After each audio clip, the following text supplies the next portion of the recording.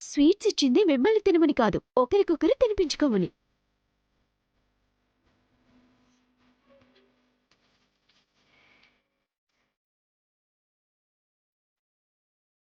తినిపించరా?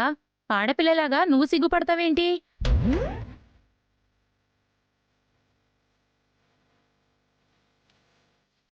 తినిపించు పూజ.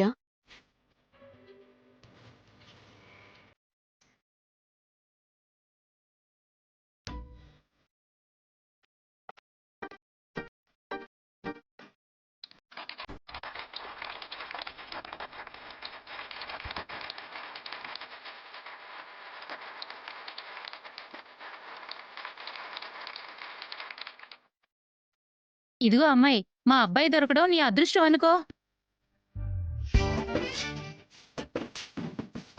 మా అమ్మాయికి ఏం తక్కువ అండి?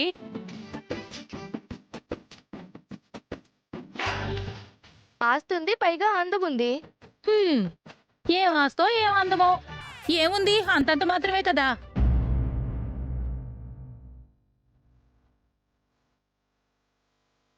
పిన్ని, ఏంట్రా, మనం మగపెళ్లి వాళ్ళం, మన మాట ఎప్పుడు పైనే ఉండాలి.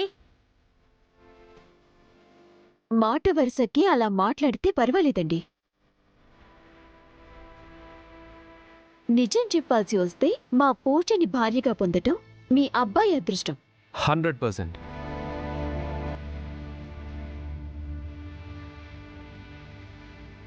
పోనీ అలాగే అనుకో బాబు. మావాడు అదృష్టవంతుడే కాని నువ్వు మాత్రం దురదృష్టవంతుడివేలే.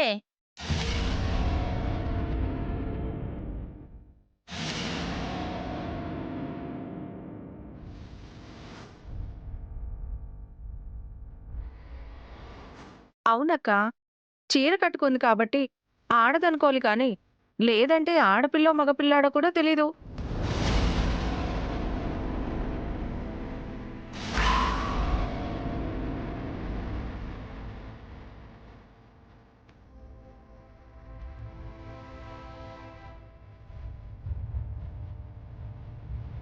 కరెక్ట్గా చెప్పావక్క. లేకపోతే ఆ డిప్ప కటింగ్ ఏంటి, మగరాయిలాగా నిల్చోడమేంటి? ఆడపిల్లకు ఉండాల్సిన లక్షణాలు ఏమైనా ఉన్నాయా?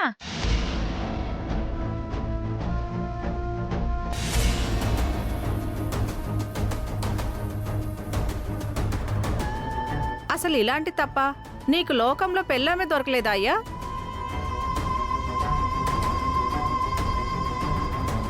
తనని తీసుకొని బయటికి వెళ్తే నలుగురు చూసి నవ్వట్లా?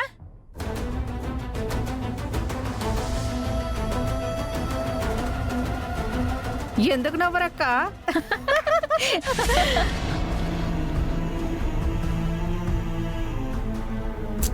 సర్లే ఊరుకోండి, ఇప్పుడెందుకు అవన్నీ? ఎందుకంటావేంటి శారదా? చూడు తన అవతారం చూడు. తన ఫోటో తీసి మ్యూజియంలో పెడితే భవిష్యత్తు తరాలకి తెలుస్తుంది గతంలో ఇలాంటి ఆడది కూడా ఉందా అని.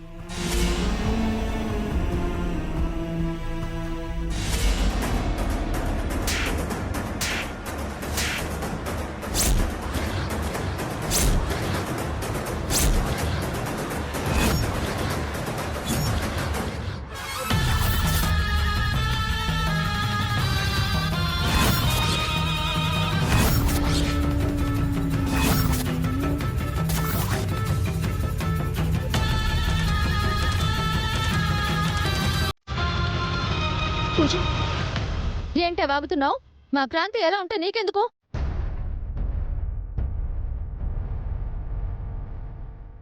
పూజ, ఏం చేస్తున్నావు? నిజానికి క్రాంతిని వీళ్ళ అవమానించి మాట్లాడుతుంటే వీళ్ళ చెంపలు నువ్వు పగలగొట్టాలి.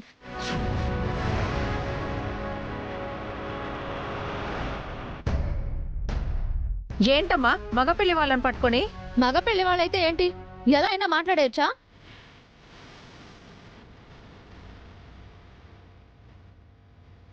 అసలు తన గురించి మాట్లాడే రైట్స్ మీకెవరిచ్చారు?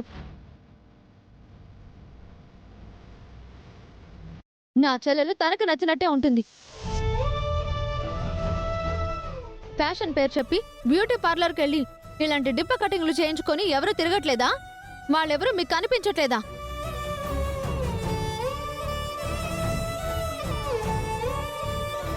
పూజ ఏంటిది చిన్న విషయాన్ని పెద్ద చేసి మాట్లాడుతున్నావు? చిన్న విషయం ఏంటంటీ? మీ వాళ్ళని ఎవరైనా కామెంట్ చేస్తే మీరు ఊరుకుంటారా? మీ వాళ్ళు మాట్లాడింది తప్పు అని చెప్పాల్సింది పోయి వాళ్ళకి సపోర్ట్ చేస్తూ మాట్లాడుతున్నారేంటి? పూజ,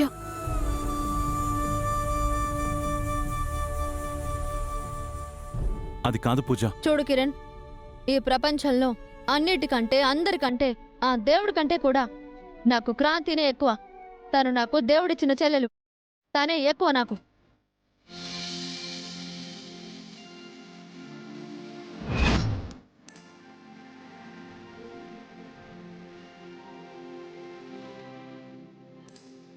సర్లేవే, అదే నీకు ఎక్కువ. ఎవరు కాదన్నారు? వాళ్ళేదో మాట వరుసకన్నారు. మాట వరుస కన్నా తప్పుడు మాట తప్పే. పూజ వదిలేసే. నువ్వు మాట్లాడ క్రాంతి. నన్ను ఎవరైనా చిన్న మాట అంటే నువ్వు వాళ్ళతో పెద్ద యుద్ధమే చేస్తావు. అలాంటిది నా ముందే నిన్నలా అవమానించి మాట్లాడుతుంటే, నిన్ను హేళన చేసి నవ్వుతూ ఉంటే చూస్తూ ఊరుకుంటానా? అందుకని కొడతావా? కొట్టడం కాదు, మా క్రాంతి గురించి కామెంట్ చేస్తే చంపి పారేస్తా.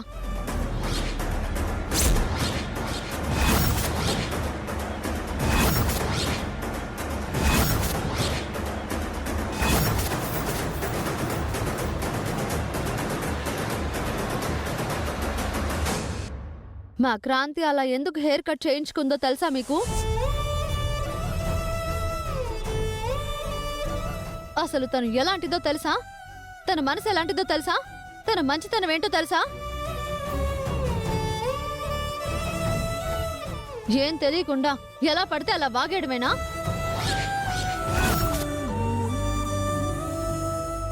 పూజ, ఇక చాలా ఆపు. సరే, క్రాంతిని కామెంట్ చేసినందుకు సారీ చెప్పమను.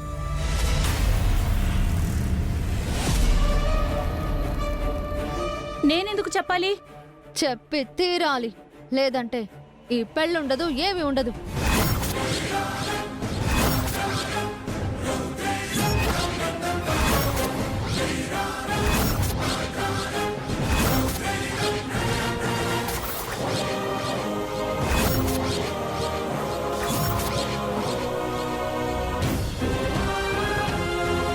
పూజ, అంతే, నా డెసిషనే ఫైనల్.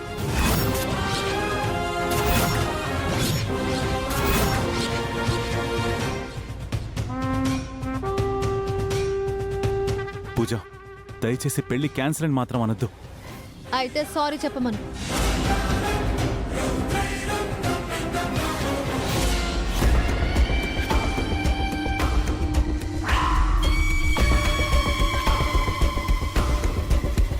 సర్లే అమ్మా, ఏదో సరదాగా అన్నాం, సారీ.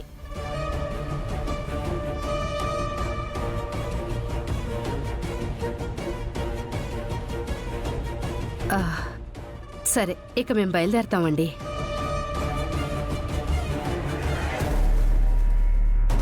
ఇప్పుడు జరిగిందంతా మనసులో పెట్టుకోకండి. బ్రో, అలాంటిదేమీ ఉండదు. వస్తామండి. వస్తాం పూజ.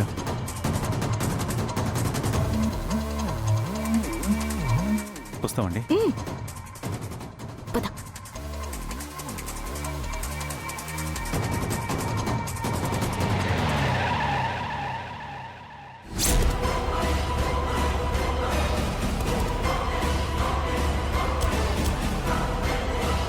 పదండి సే గారు.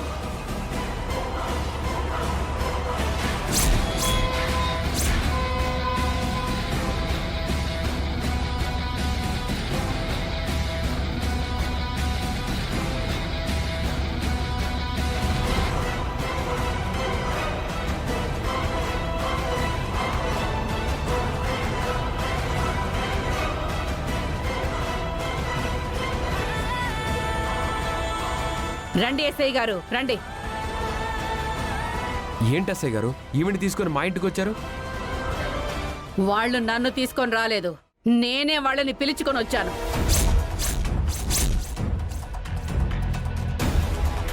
కారణం ఏంటి ఎస్ఐ గారు? వీళ్ళ అబ్బాయి గిరి మిస్ అయ్యాడు మేడం. ఆ కేసులో వీళ్ళిద్దరి మీద అనుమానం ఉందని చెప్పి ఈవిడ కేసు పెట్టారు. ఎఫ్ఐఆర్ కూడా రిజిస్టర్ చేశాం.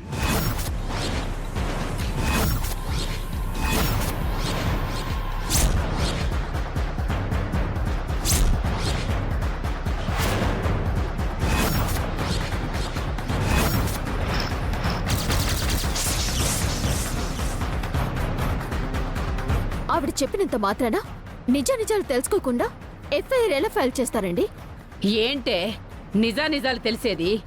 వాణ్ణి మీ ఇద్దరు కలిసి ఏదో చేశారు. వాణ్ణి దాచిపెట్టారు అనుకున్నాను. ఇప్పటి వరకు వాడు తిరిగి రాలేదు అంటే ఖచ్చితంగా వాణ్ణి మీరు చంపేసే ఉంటారని నా అనుమానం.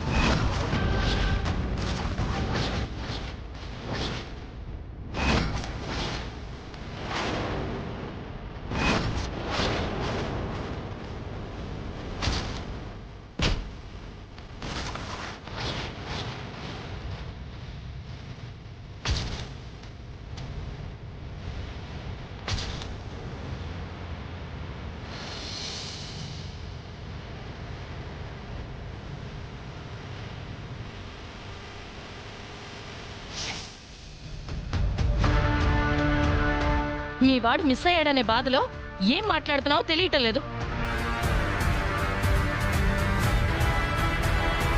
మనుషుల్ని చంపేంత దుర్మార్గులు ఎవరు లేరు మా ఇంట్లో. మీరందరూ సాధు జీవాలే అయ్యుండొచ్చు, కానీ ఈ క్రాంతి మాత్రం మీలాగా సాఫ్ట్ కాదు. ఇంట్లో ఎవరినైనా నమ్ముతాను గాని దీన్ని మాత్రం నేను నమ్మను. మా గిరిగాన్ని ఇదేదో చేసే ఉంటుంది. చెప్పవే చెప్పు, మా గిరిగాన్ని ఏం చేశావు?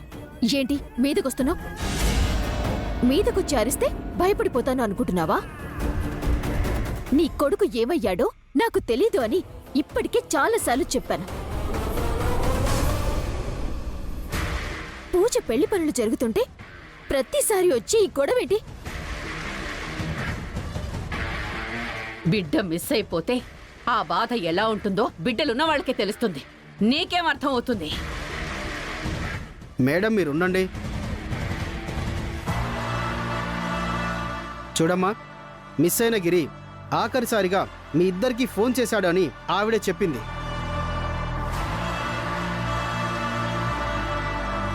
చేసినట్టు మీరు ఒప్పుకున్నారట కదా? చేశాడండి, కానీ ఒక్క నిమిషం. మిస్ అయినప్పుడు అతని బైక్ కూడా ఈ ఇంటి ముందే పార్క్ చేసి ఉంది. అంటే మిస్ అయ్యే ముందు అతను ఈ ఇంటికి రావడం జరిగింది అని ఆధారం ఉన్నట్టే కదా?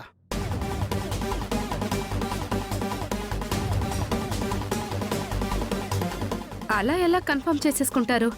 అతనికి చెందిన బండిని ఎవరైనా వీళ్ళని ఇరికించడం కోసమే ఇక్కడ పార్క్ చేసి ఉండొచ్చు కదా.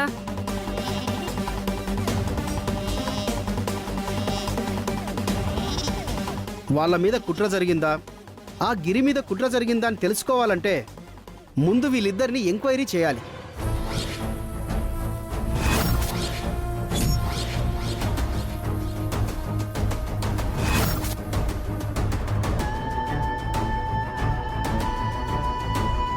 లాక్కురండి ఎస్ఐ గారు.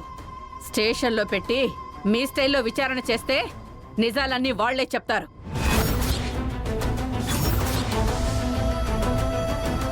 స్టేషన్కి తీసుకువెళ్ళడానికి వీళ్ళే నేరస్తులు కాదు, ముద్దాయిలు కాదు.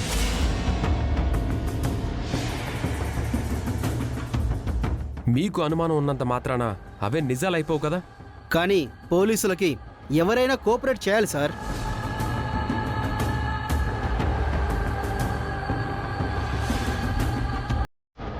కోఆపరేట్ చేయట్లేదని వాడు అనట్లేదు ఎస్ఐ గారు. వాళ్ళు కోఆపరేట్ చేస్తారు. ఏ ఎంక్వైరీ అయినా సరే ఇక్కడ చేయండి.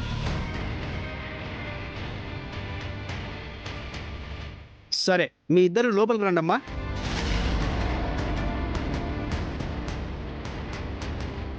అయినా ఇంట్లో ఎంక్వైరీ అంటే ఎస్ఐ గారు? మనకు కావాల్సింది నిజమేంటో తెలుసుకోవడం. ఒక నిమిషం మీరు ఆగండి మేడం, నేను ఎంక్వైరీ చేస్తాను కదా. మీరు రండమ్మా.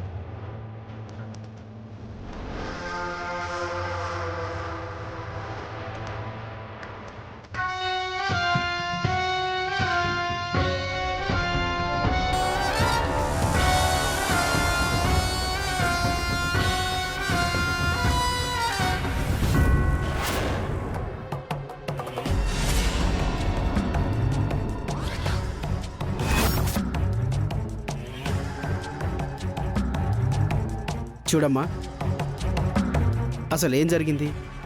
గిరి ఏమయ్యాడు? అతను ఏమయ్యాడో మమ్మల్ని అడిగితే మాకేం తెలుస్తుందండి? నిజాలు చెప్తే మీకే మంచిది. మంచి పేరున్న కుటుంబం కాబట్టి మీ వాళ్ళ మాటలకు విలువిచ్చి మిమ్మల్ని ఇక్కడే కూర్చోబెట్టి మాట్లాడుతున్నాను. వేరే వాళ్ళైతే మరోలా ఉండేది. సార్, మీరెన్నిసార్లు అడిగినా మాకు తెలిసింది చెప్పగలం కానీ తెలియని విషయం గురించి ఎలా చెప్పగలుగుతాను చెప్పండి? అయితే గిరి మిస్సింగ్ విషయంలో మీకేం తెలియదు అన్నమాట. తెలీదు. ఓకే, అయితే స్టేషన్కి పదండి. కేసు ఫైల్ అయింది కాబట్టి, సస్పెక్టెడ్గా మీరిద్దరు ఉన్నారు కాబట్టి మీ ఇద్దరిని స్టేషన్కి తీసుకెళ్ళి ఎంక్వైరీ చేయాలి. నడవండి.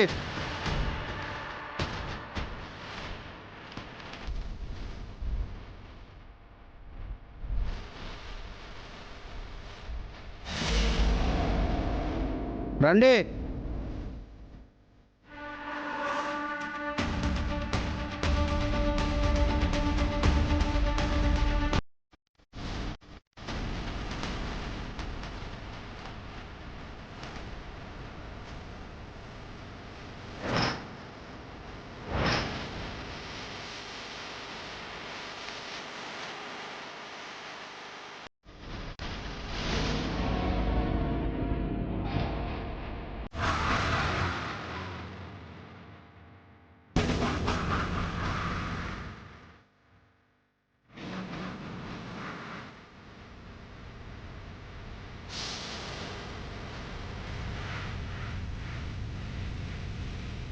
ఒక్క నిమిషం ఎస్ఐ గారు. ఎఫ్ఐఆర్ వెరిఫికేషన్ అన్నారు కదా, ఎఫ్ఐఆర్ కాపీ ఉందా మీ దగ్గర? ఓ, నువ్వు లాయర్ కదా? ఇదిగో ఎఫ్ఐఆర్ కాపీ.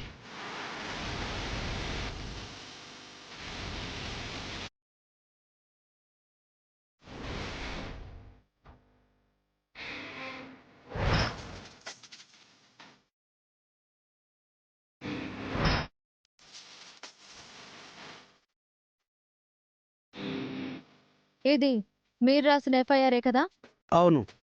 గిరి మిస్ అయినప్పుడు మా ఇద్దరికి ఫోన్లు చేశాడు కరెక్టే, అది మేం కూడా ఒప్పుకున్నాం. కానీ తర్వాత తన ఫోన్ సిగ్నల్స్ ముంబై హైవే మీద, ఆ తర్వాత బీహార్ వెళ్తున్నట్టుగా చూపిస్తుందని మీరు రాసిన ఈ ఎఫ్ఐఆర్లోనే ఉంది కదా సార్.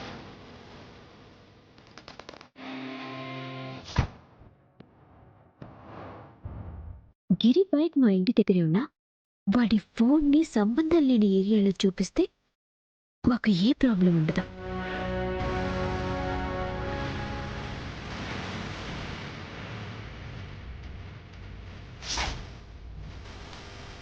అవును. అంతేకాకుండా తన ఫోన్ నుంచి బీహార్కి ట్రైన్ టికెట్ బుక్ చేసుకున్నట్టుగా ఇందులో పొందుపరిచారు. అవును. సో మీరు చెప్తున్నట్టు ఆ గిరి బీహార్కి ట్రైన్ టికెట్ బుక్ చేసుకున్నాడు. ఫోన్ సిగ్నల్ కూడా అటువైపే వెళ్తున్నట్టు చూపిస్తుంది. సో దీని ఆధారంగా అతను అక్కడే ఉండొచ్చు కదా. అతను ఎంక్వైరీ చేయడం మానేసి ఆవిడేదో చెప్పిందని మా మీద కేసు అంటారేంటి సార్?